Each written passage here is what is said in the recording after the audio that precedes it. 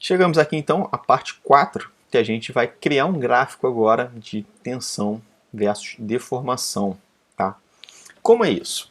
Bom, vocês vão ver aqui nesse gráfico que eu tenho aqui no eixo Y, esse eixo que sobe, eu tenho a tensão que eu vou aplicar sobre um determinado material. Tensão a gente sabe, não é somente a carga, é a carga sobre uma determinada área. Né? Então, qual vai ser a tensão que eu vou aplicar? Quanto mais alto eu tiver nessa linha para cima, nessa linha vertical, maior a tensão que eu estou submetendo àquele objeto. E no eixo X, esse eixo horizontal, eu tenho a deformação.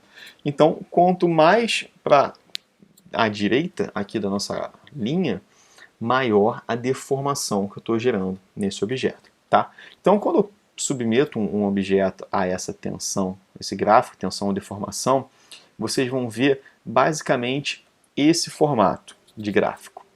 Começa com uma linha reta, depois a linha continua ascendente e ela começa a pender um pouquinho para baixo até o momento que ela para. Tá?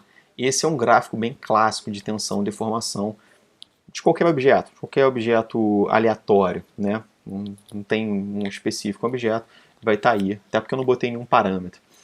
Então, e eu vou até para facilitar, eu marquei aqui esse ponto, que é justamente o que a gente chama de limite de proporcionalidade. Por quê? Lembra quando eu falei, falando de deformação, tensão e deformação, que quanto maior a carga que você está submetendo a uma latinha, maior aquela deformação elástica. Né? Então, quando você tira, volta. Você pressiona um pouquinho, deformação pequena. Pressiona muito, o médio, deformação média. Pressiona um pouquinho mais, deforma um pouquinho mais. Agora, chega um ponto que se você pressionar mais do que aquilo, já passa a ter uma deformação plástica. Né? E esse ponto final aqui seria a minha fratura do objeto, no momento que esse objeto já fratura. Então, quando eu traço também essa linha a partir do ponto de limite de proporcionalidade, eu vejo que nessa linha tracejada aqui para a esquerda, o que eu tenho é uma deformação elástica.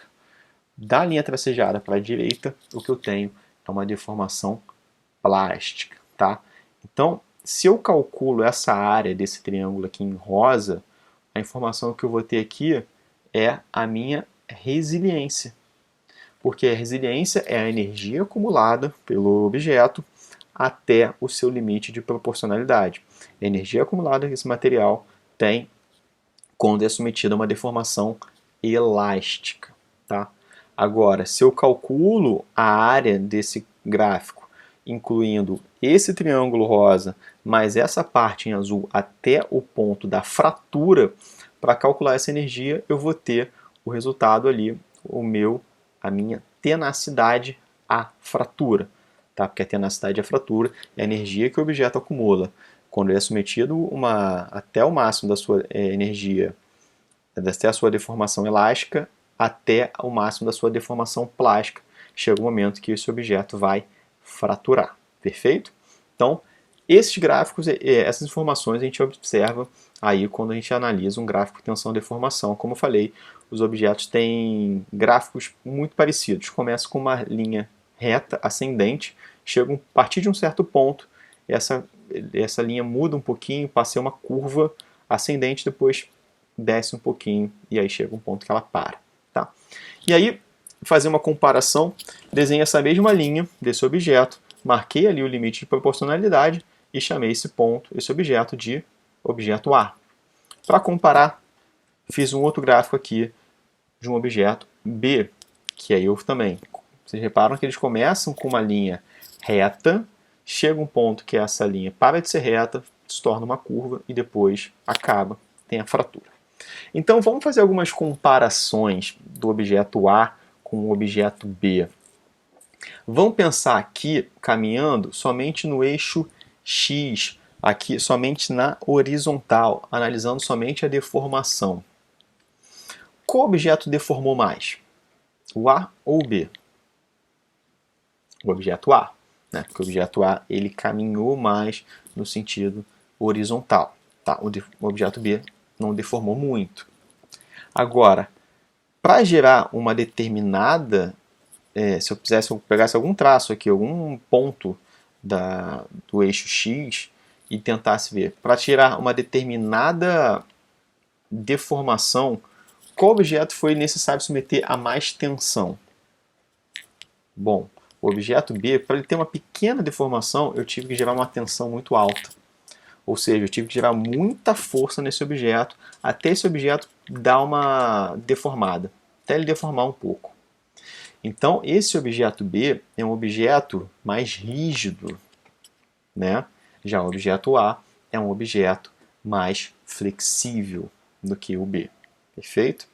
Agora, repara que a partir do limite de proporcionalidade, quando o gráfico passa a ser uma curva, a curva do objeto A é maior, caminha mais no sentido horizontal do que a curva do objeto B.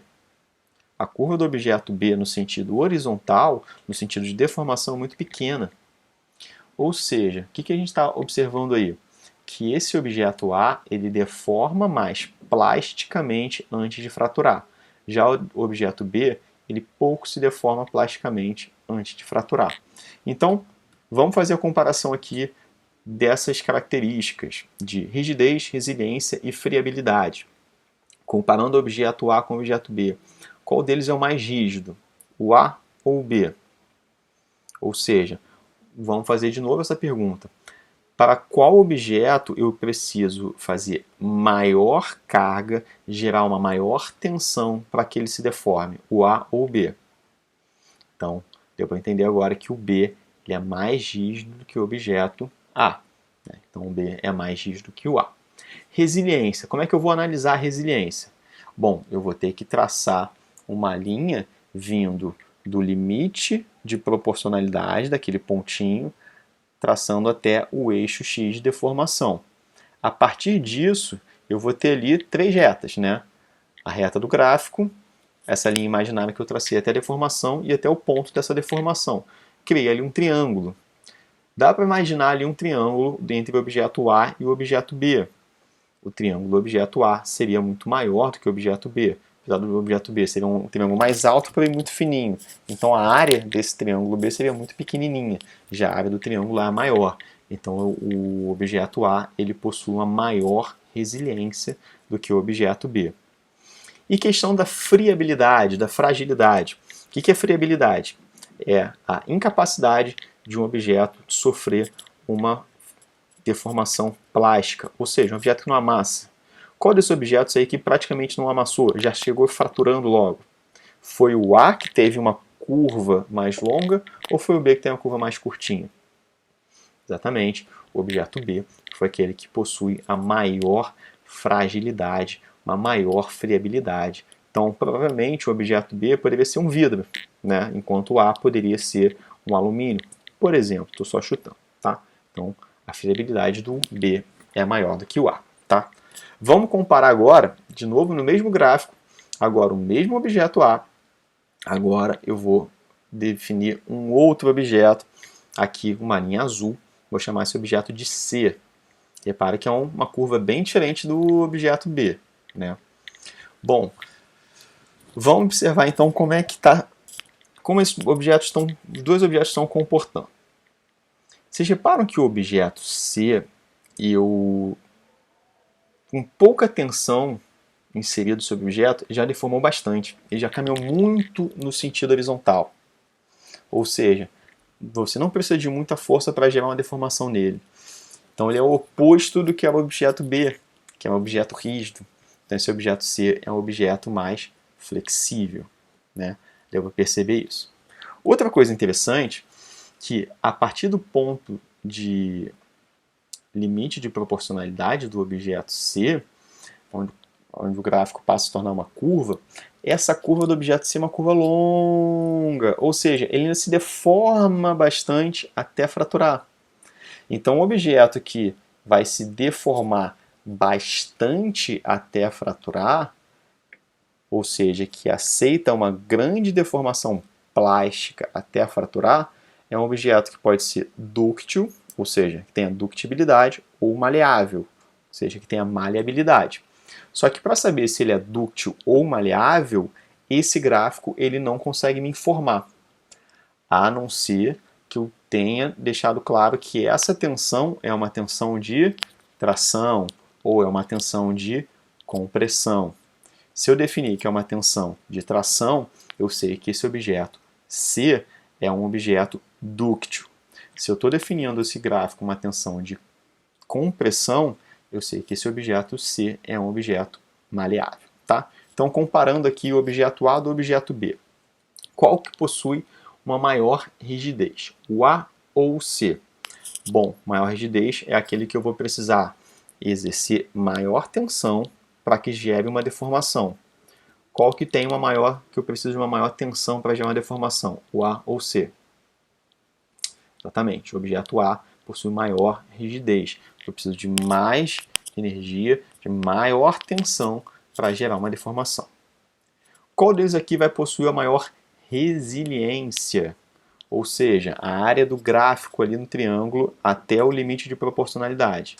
O triângulo A possivelmente vai ser bem maior do que o triângulo B, o triângulo C, perdão. Uma vez que o triângulo C ele é até mais longo, só que ele é mais estreitinho, então a área vai ser um pouco menor. Então, maior resiliência está aí de novo com o objeto A. E a friabilidade seria ali também o contrário da flexibilidade. A gente já viu que o objeto C é um objeto mais flexível, porque ele deforma bastante, né? E tem uma grande deformação plástica após o limite de proporcionalidade. Já o objeto A tem uma pequena deformação comparado com o C em relação a seu limite de proporcionalidade, a sua deformação plástica. Então, como a deformação plástica do objeto A é menor que a deformação plástica do objeto C, a friabilidade do objeto A é maior que a friabilidade do objeto C. E por fim, a maleabilidade ou a ductibilidade, dependendo do que esse gráfico vai informar para a gente.